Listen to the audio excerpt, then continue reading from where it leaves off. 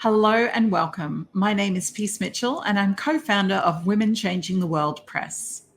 Before we begin today, I'd like to pay my respects to the traditional owners of the land that I live and work on, the people of Mamu country in North Queensland. And I would also like to pay my respects to traditional owners and elders past and present right across Australia and the Torres Strait. Today, I'm very excited to be launching our new book, Purpose and Passion. And I'm very excited to have one of my fellow co-authors with me today, Dr. Sascha Kowalenko. Please join me, Sascha. Hello, Peace, and thank you for having me. It's super exciting. It's wonderful to have you here. Now, for people who haven't met you before, I would love you to tell us a bit about you and a bit about the work that you do as well. Thank you, Peace. So I find myself leading with, I don't know that it's the number one priority, but I do find myself in the workspace leading with the fact that I'm a clinical psychologist. So I have a doctorate in clinical psychology, in which I've practiced many places across Australia and internationally over the last 20 or so years. But I think more importantly than that, I know to be true, more importantly than that, I'm a mum of 4 little ones, relatively little, although growing up really quick.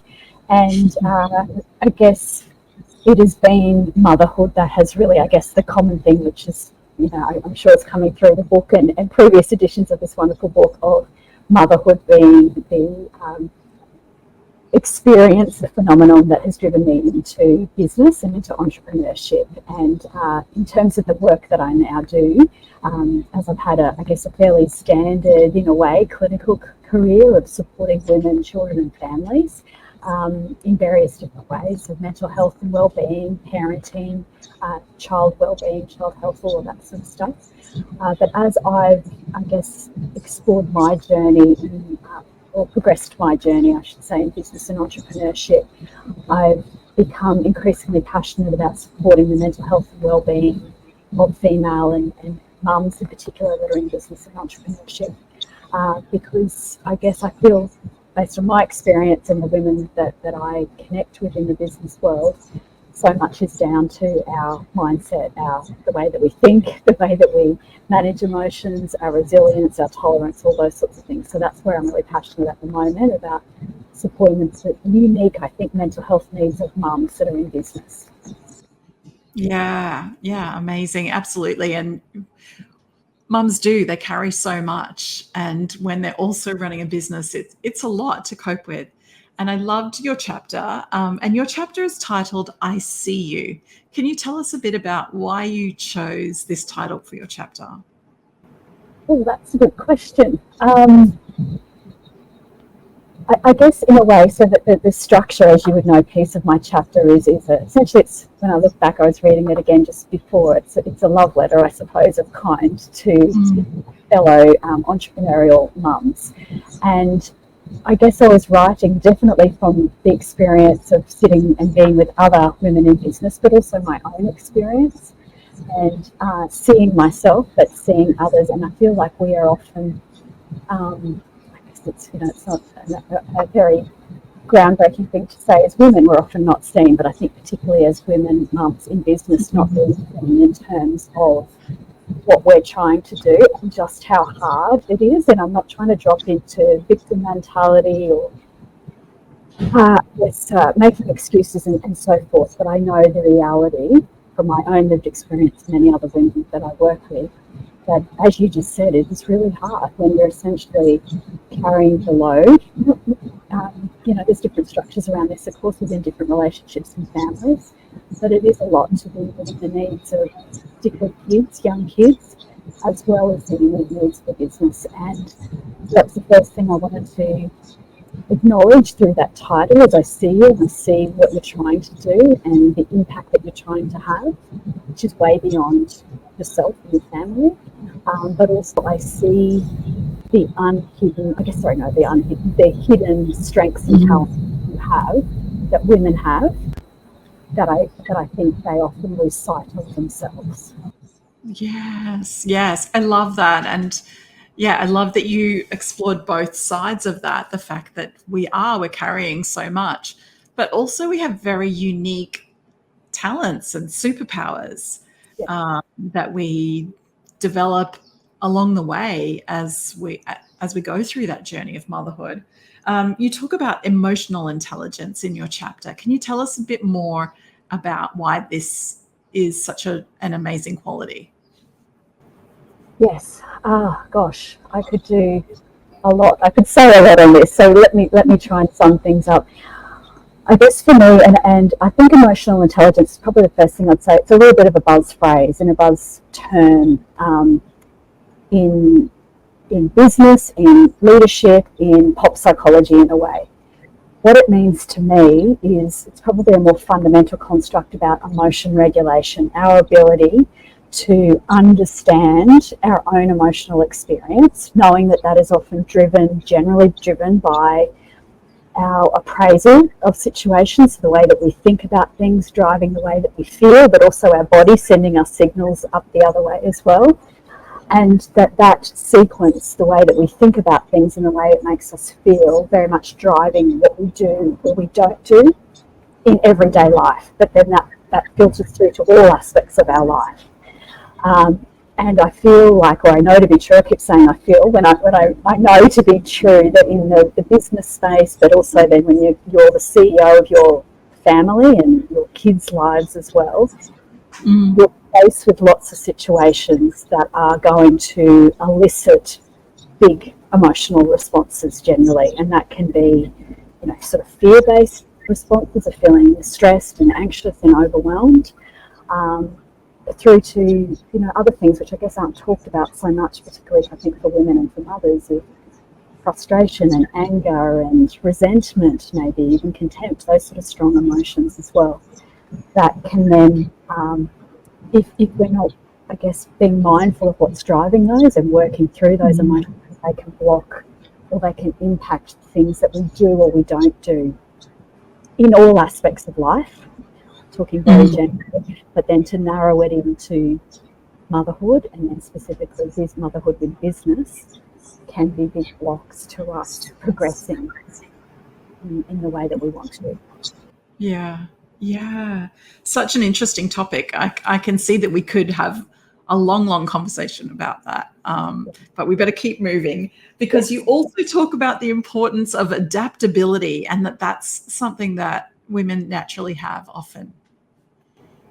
Yes, and I think even, and I'm talking in general terms, and when I say any of these types of concepts, I guess, that I guess I just want to, in maybe prefacing what I'm going to say next, is we all have individual differences, and it doesn't, just because we're mothers doesn't mean that these things necessarily come naturally to us, and that,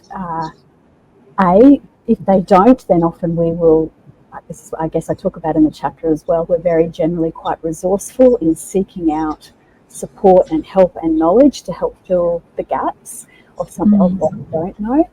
And I just lost my train of thought where I was going for a minute. In terms of adaptability. So even if generally speaking we don't have that by nature, I think motherhood, parenthood encourages us to work that muscle of responding to the most random things that will pop up when you least expect it.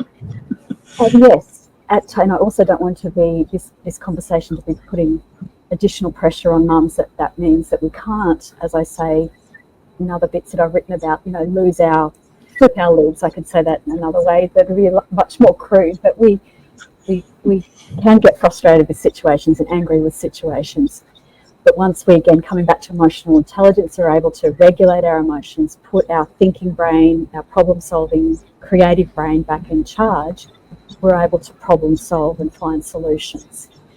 And it would seem to me that skill is not essential, it's fundamental to entrepreneurship, because it isn't a smooth linear path. Yes, we might start out with that idea in mind, that I'm going to create this business, it's going to look like this, I'm going to offer these services or products or programs, and there I go. But my experience has been it's not like that, and that's been one of my greatest learnings. It's trial and error, things not going to plan.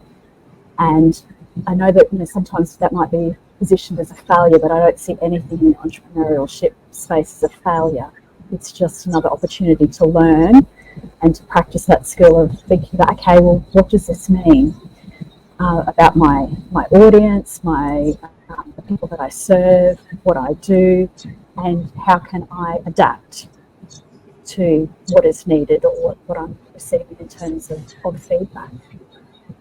Yeah, absolutely. Absolutely. And I think that the ability to be adaptable is absolutely essential because, yeah, things come up all the time, challenges and questions, and yeah, things don't always go to plan, and you have to be ready to be creative and come up with those solutions. Yeah. And if I can just, I know we're short on time, but just link it back to that emotional intelligence thread. Mm-hmm. The core of adaptability is being able to sit with that emotion, like when a situation arises that is scary or that is unexpected. What does that mean? It means that we're going to be feeling in our body that's uncomfortable, our heart racing, feeling sick in the stomach, our thoughts going 100 miles an hour. So we have to be able to, I guess, be aware that that's what's happening, make sense of that, to be able to then do the next piece. So that's why I think emotional intelligence is so critical and foundational to that adaptability piece. Yeah, absolutely. Absolutely. Being able to compose yourself and pause for a moment before you take action is just as important as taking action, I think. Yeah. Yes. So you also talked about the fact that communication is a quality that women have and that is so vital and important for business. Can you tell us a bit more about communication? Oh, that's another big one too, isn't it? I guess, yes, because I guess fundamentally, I think it's not the only thing, but a significant part of our success in business is dependent on our ability to communicate.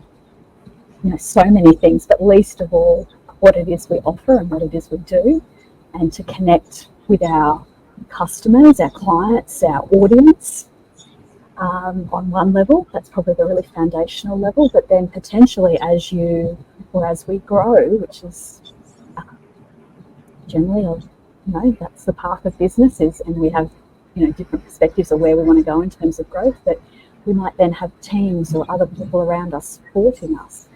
So therefore, communication is fundamental in being able to communicate what our needs are, specific tasks that we want undertaken and so forth. And I feel like, again, talk about in the book that notion of a skill that's hidden in plain sight, that I don't think there is a better communicator than a mum that is negotiating with a 3-year-old or a 13-year-old.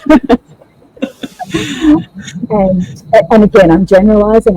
There's some of us that have had experiences in our life that will make those sorts of things much more difficult. And I'm not undermining the challenges of those situations. But what I hope to do with my chapter is to encourage women to really reflect on those skills that they've developed from other aspects of their life and how they can be channeled into business rather than seeing it as separate, which is, I know I've done that.